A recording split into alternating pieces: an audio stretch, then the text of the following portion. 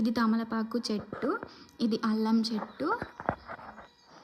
ఎవరికైనా తెలుసా అల్లం చిన్న ముక్కేస్తే పెద్దగా వస్తుందని? అది తులసి, ఇంకా అలోవెరా. ఇది కరివేపాకు చెట్టు. ఇవన్నీ కనకాంబరాలు అంటారు కదా, ఆ మొక్కలు అనమాట. ఇంటికి సైడ్లో పెట్టేసింది ఫ్లవర్స్. మంచిగా డెకరేషన్ లాగా కూడా మంచిగా కనిపిస్తాయి, షో లాగా. ఇక్కడ మిర్చి చెట్టు కూడా ఉంది. ఇంకా ఇవన్నీ వెల్లుల్లి. ఈ పచ్చి పచ్చిగా ఉంది కదా, మనకి తడిగా ఉన్నట్టు కనిపిస్తుంది, అదేమో ఆనియన్ అనమాట. అది రీసెంట్గా పెట్టింది, ఒక 3-4 days బ్యాక్ అంతే. అవి ఒక 3 monthsలో వచ్చేస్తాయి.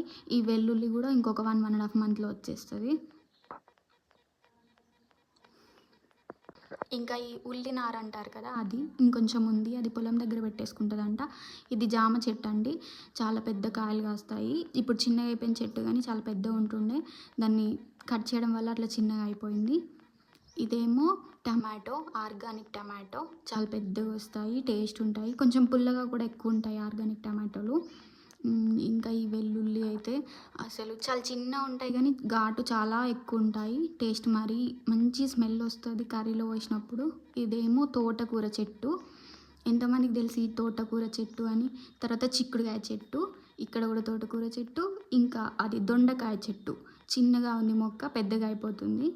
దొండకాయలు చాలా కాస్తాయి ఒక్కసారి పడితే. తర్వాత ఇక్కడ ఇది నిమ్మకాయ చెట్టు అండి. నిమ్మకాయ చెట్టు, దీనికి విరిగిపోయింది గాలికి, అందుకే అయినా కూడా నిమ్మకాయలు వచ్చేస్తున్నాయి. సోరకాయ చెట్టు, అక్కడ పెద్ద సోరకాయ కూడా ఉంది.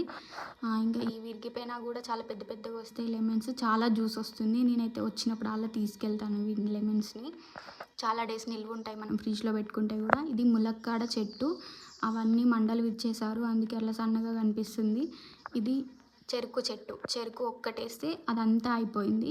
ఇదంతా మా మమ్మీ వాళ్ళ గార్డెన్ అండి, అన్నీ ఆర్గానిక్గా పండించేసుకుంటారు. ఎంత టేస్ట్ ఉంటాయో, వచ్చినప్పుడు వాళ్ళ అసలు ఫుడ్ స్నాక్స్ కంటే ఇవి ఎక్కువ తీసుకెళ్తాను నేను. చాలా రోజులు స్టోర్ ఉంటాయి కూడా ఫ్రిడ్జ్లో పెట్టుకుంటే. వాటర్ కూడా వీళ్ళు పొయ్యి పైన పెట్టేసుకుంటారు కట్టెలు పెట్టి.